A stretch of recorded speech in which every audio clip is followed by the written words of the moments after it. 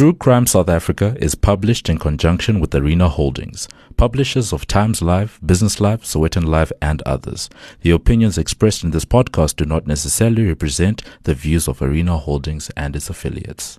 The following episode may contain sensitive material, including descriptions of violence, sexual assault, or graphic descriptions of injuries to victims. If you feel you may be triggered by such material, please consider this before accessing our content. To access trauma counseling or services, please see the helpline information on our show notes. Welcome to True Crime South Africa. This is a Spotlight Minisode, in which we discuss cases that are in the media at the moment, as well as related topics. The Spotlight Minisode is sponsored by the Polo Fields Crossing Book Fair. I know that so many of you are major bookworms like me. Polo Fields Crossing in Waterfall, Johannesburg, is hosting a bookworm's delight. The Polo Fields Crossing Book Fair is being held from the 24th to the 26th of September in support of Hospice Wits. The book fair will feature a book tent with second-hand books for sale, as well as talks by authors including Janine Lazarus, who recently released Bait, a book detailing her experiences with the Norwood serial killer. Janine will be speaking on Saturday the 25th of September at 11 o'clock. You can also head over and donate any books that you have to Hospice Wits. All funds raised through the event will be donated to Hospice Wits, an NPO that supports families in Johannesburg and Soweto. So get your true crime and bookish fixes this weekend and support a good cause at the same time. Before we get into today's minisode, I'd like to thank our new Patreon supporters. A huge thank you goes out to Janine, Jason Vardy, Maxine Belesh, and Steve Meyring for your support on Patreon, as well as Carla De Silva for your support on PayPal. Thank you so much, everyone. Your support really does make a huge difference. If you'd like to support the show on Patreon or PayPal, I'll leave a link in the show notes. There are now additional ways that you can support the show, with 2 online businesses providing 10% discounts when you use the code TCSA10 at checkout. You can get your health and beauty needs at King Online, and you can also get your printing requirements designed, printed and delivered by Print Crowd.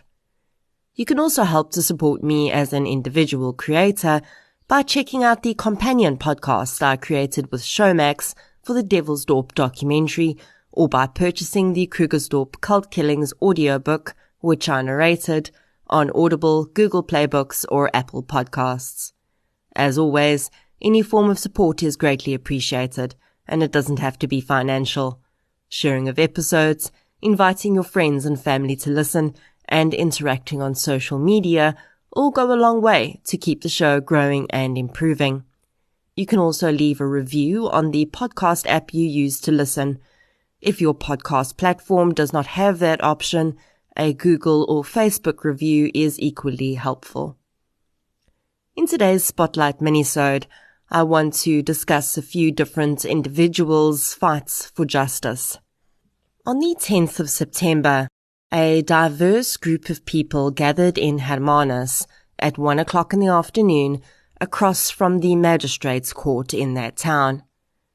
While most others in the sleepy town that's known for whale-watching opportunities were enjoying lunch or planning their weekends, this group of people were getting ready to speak up against gender-based violence in their community.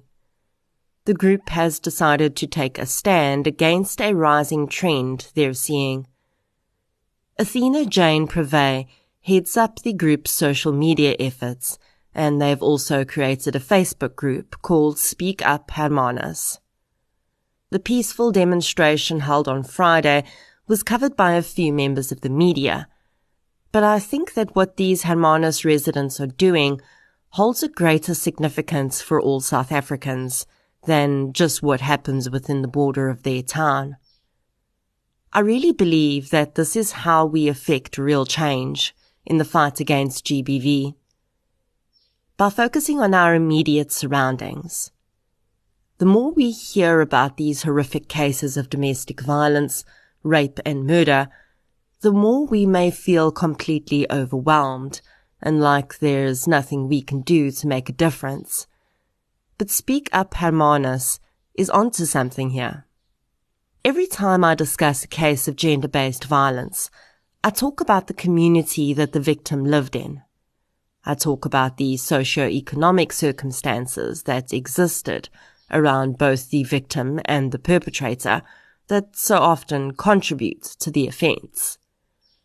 While the community cannot hold responsibility for the crime itself, that lies solely with the perpetrator, by mobilizing in the way Hermanus is doing, I really think we can start to effect real change.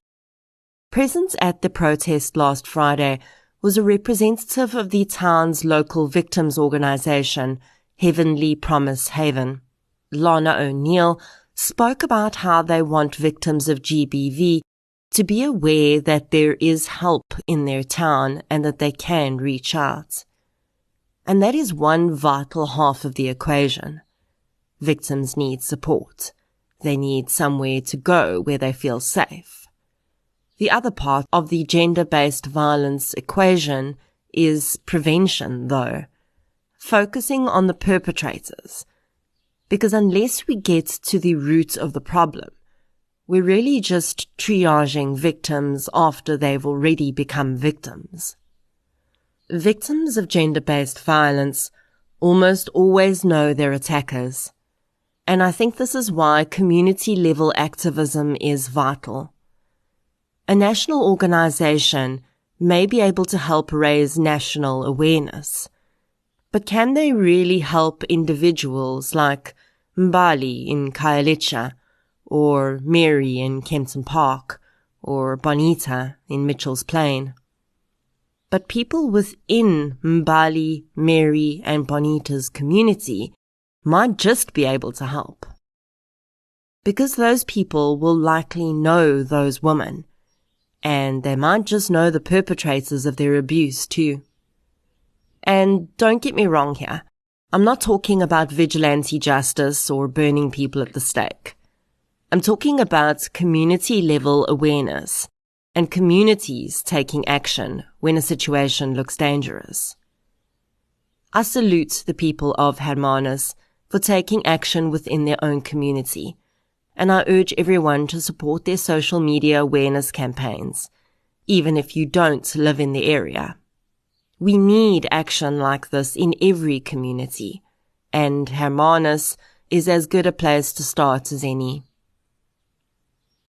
The next case I want to discuss with you contains descriptions of injuries and the death of a child. Please be warned that sensitive listeners may find the details disturbing. In early September, I received an email regarding a case of child rape and murder. In the email, the sender provided details of a case that had occurred in April this year, and included a request from the family of the deceased in the case that I cover it as it unfolded. At this point, I'm going to be keeping the identities of the accused in the case to myself, as there is a surviving minor child also involved, and revealing the identity of the accused will also reveal the identity of the minor. As the case progresses, if their identities are revealed, I will reveal them too. In April this year, adult siblings we will call Bob and Mary booked into a hotel in Midrand with their respective children. Mary's daughter was 2.5 years old, and Bob's daughter was 1 year old. Bob and Mary had booked into a hotel for a period of what they said was fasting and prayer. They remained in the hotel for 3 days. Half an hour before midnight on the 10th of April, the couple attempted to leave the hotel with a bundle wrapped in a towel. A hotel employee noticed blood dripping from the bundle, and police were summoned to the scene. Inside the towel, police found the body of Mary's 2.5-year-old daughter. We'll call her Baby A. Both Bob and Mary were arrested, and Bob's 1-year-old child was taken to a place of safety and then handed over to the child's mother.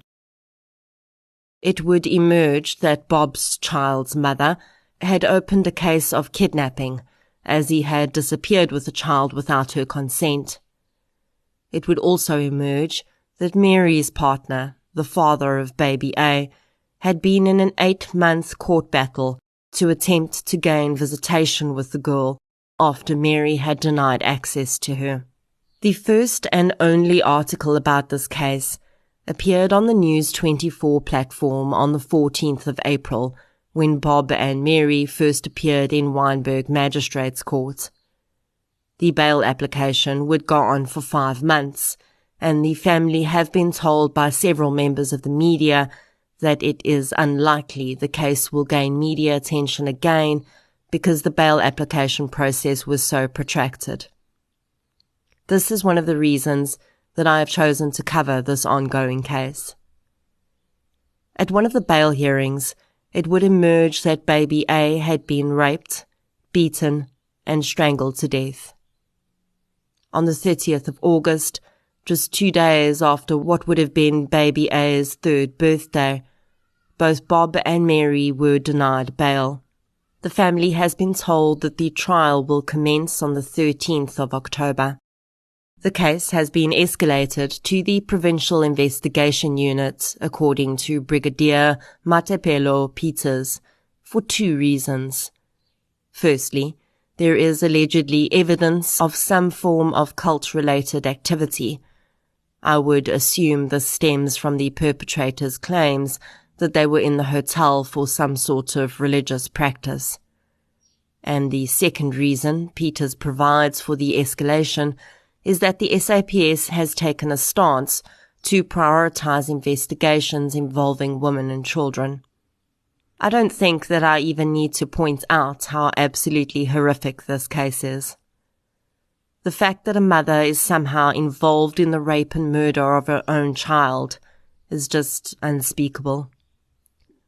When I spoke with F.H. Havenka for the Devilsdorp series, we discussed how people find it so difficult to believe that a mother could put her children in harm's way because she's so obsessed with and conditioned by a cult-like leader. In that case, of course, we were talking about Marinda Steyn and how she'd led her children LaRue and Marcel to commit murder. F.H. Havenka has dealt with many cases of ritualistic abuse in his career, and he says that he has seen how mothers can become so deeply conditioned that they will be convinced that they are doing something good by giving up their children to abuse or even murder. It is far too early to say what sort of cult-like activity, if any, Bob and Mary may have been involved with, and of course these details will emerge during the trial. As you know, I usually stay away from active cases, but I've chosen to cover this one and will update you with the details as they're revealed in court. I have asked the family whether the accused provided any indication as to what their defense might be, and I await that information. As I have discussed before, South Africa is a country ripe for cult-like activity, and I think incidents like this happen more than we know. What I don't want, however, is for Baby A's murder to be overshadowed by any possible cult element in this case. In April 2021, 4 human beings went into a hotel room, and only 3 came out alive. 2 of those people were adult caregivers, responsible for protecting the 2 children. And no matter what was going on in their heads at the time, they hold ultimate responsibility for what happened to Baby A. I'll keep you updated on this case as it progresses.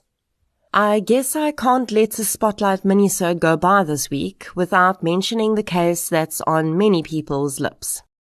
Rosemary Ndlovu. Ndlovu is currently on trial for 6 murders. She is an ex-police officer and is accused of arranging the murders of 5 family members, as well as her own boyfriend. The alleged motive? Money. Ndlovu is accused of hiring hitmen to kill 6 people between 2012 and 2018. She would take out life insurance on these people and then arrange their murders. She is believed to have netted 1.5 million rand from these crimes. Ndlovu was arrested during a sting operation in which she attempted to arrange the murders of her sister, as well as her sister's 5 children. The youngest child at the time was 5 months old.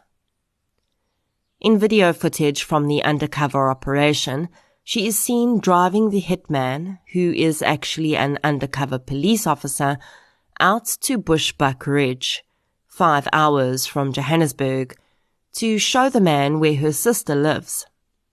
She is also heard explaining to the man how he should break in through a window and set fire to the house, with all 6 occupants inside. Ndlovu's defense is very simply that she didn't do it. She claims that the 6 murders she is accused of had nothing to do with her, and that the further 6 murders she is accused of planning were never supposed to happen. She says that she was coached by the undercover police officer about what she should say in the video. Ex-colleagues of Ndlovu's have testified as to how generous the woman was with money, and how she seemed to have far more money than a normal police officer. It's also emerged that Ndlovu may have stolen police firearms while on duty. Despite the very serious allegations against her, Rosemary Ndlovu has been light-hearted in court. In the past week, she joked with photographers and posed for them, telling them that she'd put makeup on just for them that morning. She also tells journalists, "Who would have thought that Rosemary Ndlovu would be famous?" She broke down in tears when she was questioned about the murder of her boyfriend. The man was stabbed more than 80 times, and Ndlovu received 131,000 rand in life insurance after his death. It is believed that the man's signature on the life insurance policy was forged. Ndlovu is alleged to have taken out life insurance policies on the deceased without their knowledge. And I've seen many people asking, but how were the life policies taken out without their consent? Well, really, it's actually not that difficult. According to the MyWay website, if you wish to take out life insurance on another person, you have to prove that you have an insurable interest. So you can't take out insurance on some random stranger's life, but you can take out insurance on your parents, spouse, or anyone else whose death will result in a financial loss to you. Most insurance companies will require the insured person to sign their acknowledgements of the insurance, and the appointment of beneficiaries is supposed to still be done by the insured person. That is what is supposed to happen. And perhaps in the days when everything was done in person and a broker still visited you at your house, it would have been more difficult to get around this. But when I took out life insurance on myself, no one had any way of actually proving that I was who I said I was. Everything was done online. I spoke to them on the phone and sent through my ID documents and signed papers by email. I could have been anyone. I could have been Rosemary Ndlovu. In the past, most life insurers wanted to perform medical exams, including blood tests, before insuring a life. But today, most insurers just ask questions about your health, and if you're found to have lied after your death, your policy is null and void. So, how can you protect yourself from becoming a victim of the type of criminal that Rosemary Ndlovu is alleged to be? The first way is to question everything and everyone. If you're not a significant breadwinner in the home, and your partner suddenly wants to insure your life for millions of rand, ask why. If you suddenly start receiving strange requests for personal information, even if it's from a family member, ask why. Do not ever sign any document without first verifying that you know what you're signing, no matter who presents that document to you. Keep your identity documents in a secure location. Unfortunately, there is no single database at this point where you can input your details and see whether your life is insured anywhere. There is a website I came across called verify.co.za, which claims to provide you with a report of all your policies and investments. If anyone has used this service, please let me know. I wasn't going to test it for this minisode, as I have an issue handing out my personal identifying information online. It may well work, so you can try that if you want to. I have also come across information online claiming that with the implementation of the Protection of Personal Information Act, life insurers are bound by law to tell you if there is a life insurance policy in your name with them. I was unable to confirm how this process would work though, and really, you would still need to make contact with every insurance company in South Africa. The sad fact about the Ndlovu case is that if she is guilty of committing the crime she's accused of, she took advantage of those closest to her. And this is a continuing theme in many of the cases we discuss here on the podcast. It is not strangers you need to worry about. It's those closest to you that 9 times out of 10 are the ones that are the most dangerous. If anyone listening works in the life insurance industry, please make contact with me so that I can gather some real-world info for future minisodes on this case, so that we can all understand exactly how we can protect ourselves. Before I go, I'd like to play a promo for a true crime podcast called True Crime Horror Story.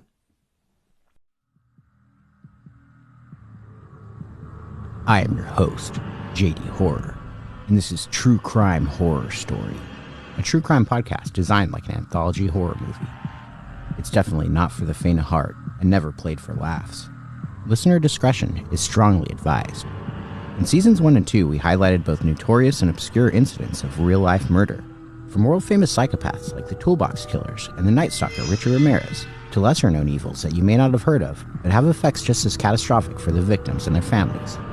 Season 3 is coming soon, so subscribe now wherever podcasts can be consumed, and check out our website at www.truecrimehorrorstory.com. True Crime Horror Story. Sometimes truth is more brutal than fiction.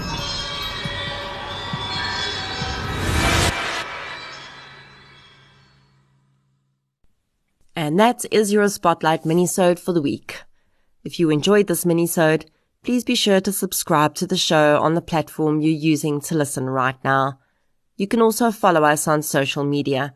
We're on Facebook, Twitter, and Instagram. I'll be back next Friday with a full case episode. Until then, as always, thank you for your support, and I'll chat to you soon.